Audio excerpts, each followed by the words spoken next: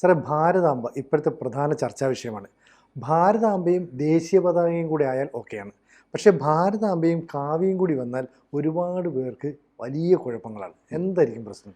അല്ല, ഇത് നോക്കേണ്ട ഒരു കാര്യം എന്ന് വെച്ചാൽ, ഭാരത് മാതാവ് എന്നൊരു സങ്കല്പം ഇന്ത്യയിലുണ്ട്. അതെ. ആ സങ്കല്പം അതിലും കുറേ കൂടി പോയി കഴിഞ്ഞാൽ പ്രകൃതി എന്നൊരു സങ്കല്പമുണ്ട്. ആ പ്രകൃതി എന്നൊരു സങ്കല്പത്തിൻ്റെ ഒരു പ്രതീകമായിട്ടാണ് പാർവതിയെ സങ്കല്പിച്ചിരിക്കുന്നത്. ശിവൻ്റെ പത്നി എന്ന് പറയുന്ന പാർവതി പ്രകൃതിയുടെ ഒരു പ്രതിരൂപമായിട്ടാണ് സങ്കല്പിച്ചിരിക്കുന്നത്. ഒരു മെറ്റഫറാണത്. ആ മെറ്റഫറിൽ ഭൂമി സ്ത്രീ ആയിട്ടാണ് സങ്കല്പിച്ചിരിക്കുന്നത്. സർവം സഹ എന്നാണ് ഭൂമിയെ നമ്മൾ വിശേഷിപ്പിക്കുന്നത്. ഗന്ധവതി പൃഥ്വി എന്നും പറയും. വതി എന്നാണ്, സ്ത്രീലിംഗത്തിലാണ്. അപ്പോൾ പ്രകൃതിയെ ഭാരതീയ സങ്കല്പമനുസരിച്ച് സ്ത്രീ രൂപത്തിലാണ് സങ്കല്പിക്കുന്നത്. അങ്ങനൊരു സങ്കല്പം നമുക്കുണ്ട്. നമുക്ക് അങ്ങനൊരു സങ്കല്പം ആകാം. ആ സ്ത്രീ രൂപത്തിലുള്ള സങ്കല്പത്തെ നമ്മൾ ആരാധിക്കുന്നും ഉണ്ട്. ആ സങ്കല്പത്തിൻ്റെ ഭാഗമായിട്ടാണ് ഭാരത മാതാവ് എന്ന് പറയുന്ന ഒരു സങ്കല്പം രൂപപ്പെട്ടു വന്നത്. ഭാരത മാതാ കി ജയ് എന്ന് വിളിച്ചത് മഹാത്മാഗാന്ധിയാണ്. കോൺഗ്രസ്സുകാർക്ക് ഇപ്പോൾ ഇത് അവർ ഓർക്കാറില്ല. ഭാരത് മാതാ കി ജയ് എന്ന് മഹാത്മാഗാന്ധി വിളിച്ചപ്പോൾ മഹാത്മാഗാന്ധിക്ക് ജയ് എന്ന് കേട്ടിരുന്ന ജനം വിളിക്കുകയാണ് ചെയ്തത്. ഇപ്പോഴത്തെ ഗാന്ധിമാർക്ക് അതറിയില്ല. അതാണ് പ്രശ്നം. അപ്പോൾ ഇത് നമ്മുടെ ദേശീയ പ്രസ്ഥാനത്തിൻ്റെ സ്വാതന്ത്ര്യ സമര കാലത്ത്, അല്ലെങ്കിൽ അത് തുടങ്ങുന്നൊരു സന്ദർഭത്തിൽ, ആ കാലം മുതൽ തന്നെ ഈ ദേവീശക്തിയെ ആരാധിച്ചുകൊണ്ടാണ് പലപ്പോഴും നമ്മുടെ ദേശീയ പ്രസ്ഥാനത്തിൻ്റെ ഭാഗമായിട്ടുള്ള സ്വാതന്ത്ര്യ സമരത്തിൽ ആളുകൾ ഇറങ്ങിത്തിരിച്ചിട്ടുള്ളത്. ഇപ്പം 1857 സമരം, നമ്മൾ ഒന്നാം സ്വാതന്ത്ര്യ സമരം എന്ന് വിശേഷിപ്പിക്കുന്ന ആ സമരത്തെ ബ്രിട്ടീഷുകാർ ഇത് ശിപ്പായി ലഹള എന്ന് പറഞ്ഞ് അധിക്ഷേപിച്ചപ്പോൾ 1909 ഇന്ത്യൻ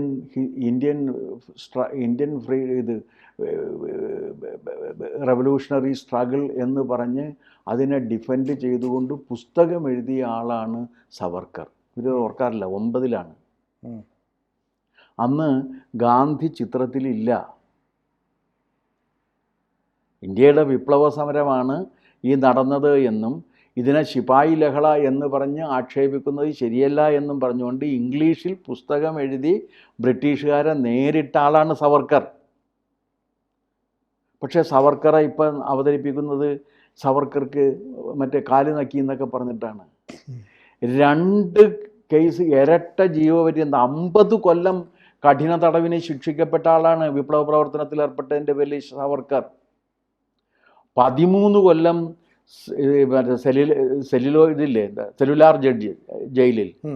സെല്ലുലാർ ജയിലിൽ ഏകാന്ത തടവിൽ കഴിഞ്ഞ ആളാണ്. 13 കൊല്ലം നല്ല നടപ്പിന് ശിക്ഷിക്കപ്പെട്ട ആളാണ്. അങ്ങനെ 26 കൊല്ലം ശിക്ഷ അനുഭവിച്ച ഒരാളെക്കുറിച്ചാണ് ഇപ്പോഴത്തെ ഇറ്റാലിയൻ ഗാന്ധിമാർ പറയണത് ഇയാൾക്ക് സ്വാതന്ത്ര്യ സമരത്തിൽ എന്ത് പങ്കാളിത്തം ഉണ്ടെന്ന്. സോണിയക്ക് സ്വാതന്ത്ര്യ സമരത്തിൽ വലിയ പങ്കാളിത്തമുള്ള ഒരാളാണല്ലോ. ഭയങ്കര പങ്കാളിത്തം വരുന്നില്ല. സ്വാതന്ത്ര്യ സമരത്തിൻ്റെ പല സംഗതികളും നയിച്ചത് സോണിയയാണല്ലോ. അത് പോയിക്കോട്ടെ. അപ്പോൾ ഈ ഭാരത് മാതാവ് എന്ന് പറയുന്നൊരു സങ്കല്പമുണ്ട്. ആ സങ്കല്പം ഇവിടെ ഉള്ളൊരു കാര്യമാണ്. പക്ഷേ ഇതിനെ കാണേണ്ട ഒരു കാര്യം എന്ന് വെച്ചാൽ, അല്ലാഹുവിനെ ഒഴികെയുള്ള വേറെ എന്തിനേയും ഒരു രൂപത്തിലോ മൂർത്തി രൂപത്തിലോ സങ്കല്പിച്ചുകൊണ്ട് ആരാധിക്കുന്നതോ പ്രശംസിക്കുന്നതോ ഇസ്ലാം മതവിശ്വാസം അനുസരിച്ച് തെറ്റാണ്. അങ്ങനെ ചെയ്യാൻ പാടില്ല. വിഗ്രഹാരാധന പാടില്ല. അത് കാരണം എല്ലാ സ്തുതിയും എല്ലാ പ്രശസ്തിയും അല്ലാഹുവിന് മാത്രം. ഞാനിത് ഈ മുസ്ലിം യോഗങ്ങളിൽ മലബാറിൽ പോയി ഇത് പ്രസംഗിക്കുന്ന, നമ്മൾ സാധാരണ ഒരാളെ സ്വാഗതം പറയില്ലേ? അതെ.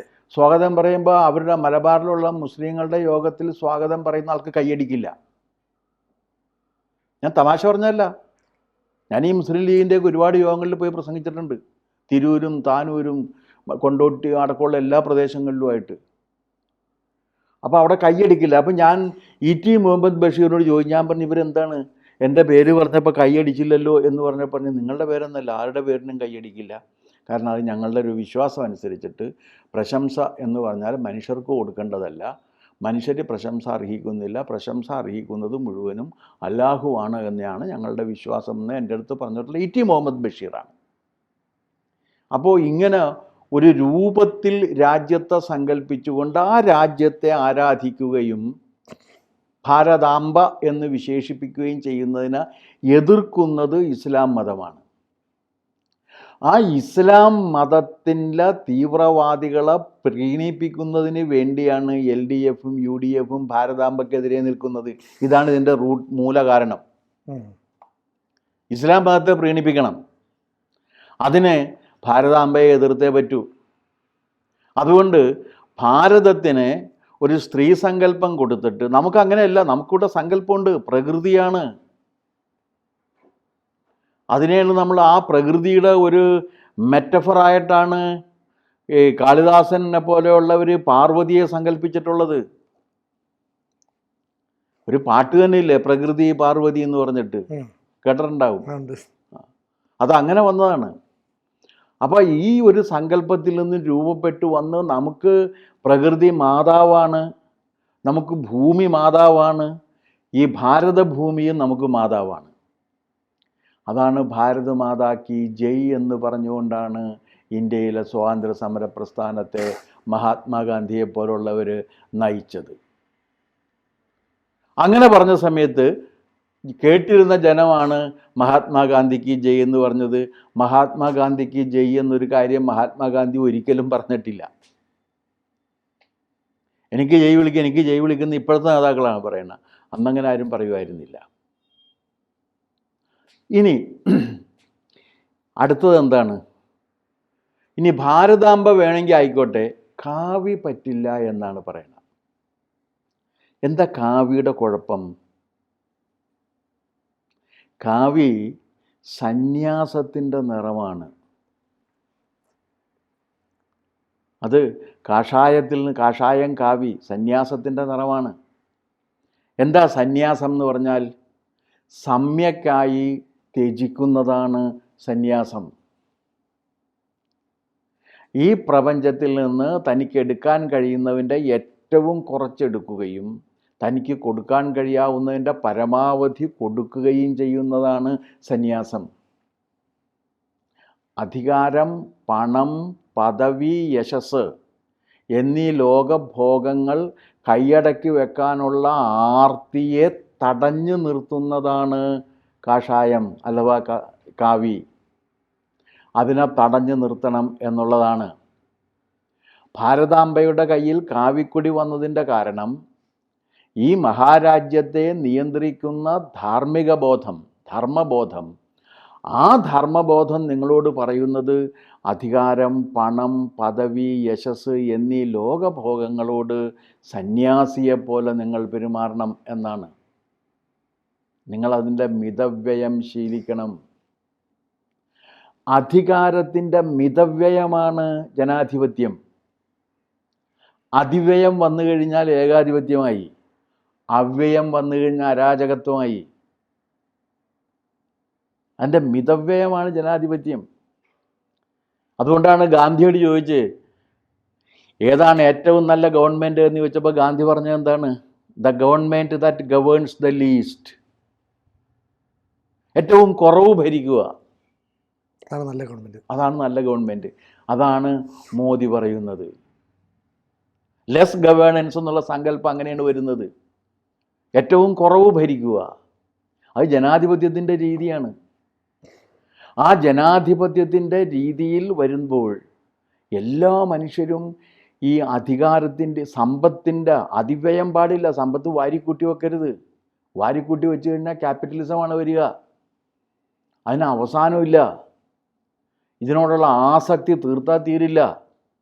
പക്ഷെ കമ്മ്യൂണിസ്റ്റുകാർക്കൊരു പ്രശ്നമുണ്ട്. അവർ ലോകത്ത് രണ്ട് വർഗങ്ങളെ കാണുന്നുള്ളൂ, ഉള്ളവനും ഇല്ലാത്തവനും. വേണ്ടാത്തവൻ എന്ന് പറഞ്ഞൊരു വർഗമുണ്ട്. അത് ഇന്ത്യയിലുള്ളതാണ്. എല്ലാ ആഡംബരങ്ങളും ഉണ്ടായിരുന്നിട്ട്, എല്ലാ സുഖഭോഗ സമൃദ്ധമായ ജീവിതം ഉണ്ടായിട്ട്, കൊട്ടാരം വിട്ടിറങ്ങിക്കൊണ്ട് മനുഷ്യ ജീവിതത്തിൻ്റെ അടിസ്ഥാന പ്രശ്നങ്ങൾക്ക് പരിഹാരം തേടിപ്പോയ ശ്രീബുദ്ധൻ്റെ നാടാണിത്. അതാണ് വേണ്ടാത്തവൻ എന്ന് പറയുന്നത്. മാർക്സിയൻ സങ്കല്പത്തിലാണെങ്കിൽ ചെയ്യാനേ പാടില്ല. കാരണം യശോധനൻ എന്ന് പറയുന്ന രാജാവ് തൻ്റെ പുത്രനെ ദുഃഖമേ അറിയിക്കാതെ വളർത്തിയെടുക്കുകയാണ്. അപ്പോഴാണ് രോഗവും വാർദ്ധക്യവും മരണവും ദാരിദ്ര്യവും ഇല്ലാതെയാക്കാൻ എന്താണ് മാർഗം എന്ന് അന്വേഷിച്ച് എല്ലാ സുഖ സമൃദ്ധിയും ഉള്ളപ്പോൾ ഒരുവൻ ഇറങ്ങിത്തിരിക്കുകയാണ്.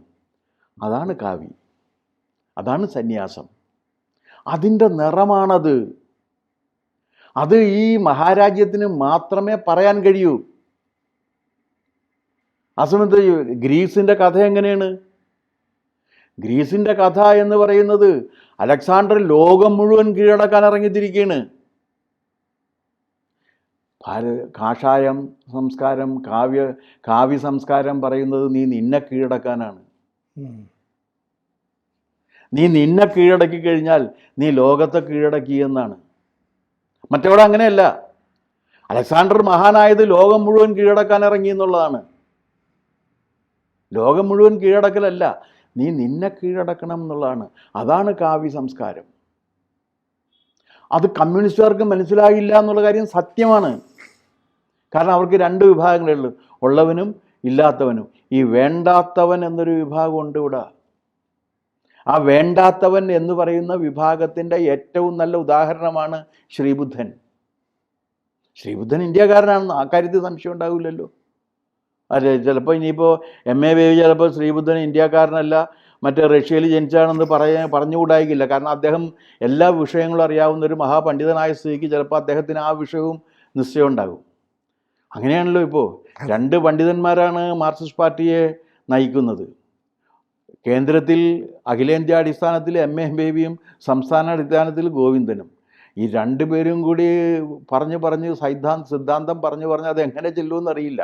അപ്പം അവർക്ക് ഇതിൻ്റെ അത് മനസ്സിലാകണമെന്നില്ല. പക്ഷേ ഇപ്പോൾ മുസ്ലിങ്ങളെ പ്രീണിപ്പിക്കുന്നതിന് വേണ്ടി മത്സരിച്ചു ഇരിക്കുന്നത് കൊണ്ടും മുസ്ലിം വോട്ടുകൾ തങ്ങൾക്ക് മാത്രമായി ലഭിക്കണമെന്നും തങ്ങൾക്ക് മാത്രമായിട്ട് മുസ്ലിം വോട്ടുകൾ കിട്ടണമെന്നുണ്ടെങ്കിൽ തീവ്രവാദികളെ പിന്തുണക്കണമെന്നും അതിൻ്റെ ഭാഗമായിട്ട് ജമാഅത്തെ ഇസ്ലാമിയായിട്ട് വരെ ബന്ധം സൂക്ഷിച്ച കോൺഗ്രസ് ഒരു സംശയമില്ലാതെ ഭാരതാംബയെ എതിർക്കുകയാണ്. അങ്ങനെ എതിർക്കുമ്പോൾ അവരെതിർക്കുന്നത് മഹാത്മാഗാന്ധിയാണ് എന്ന് മറക്കരുത്. സന്യാസത്തെക്കുറിച്ച് പറഞ്ഞത് മഹാത്മാഗാന്ധിയാണ്. ഞാനീ പറഞ്ഞതൊക്കെ ഗാന്ധി പറഞ്ഞിട്ടുള്ള കാര്യങ്ങളാണ്.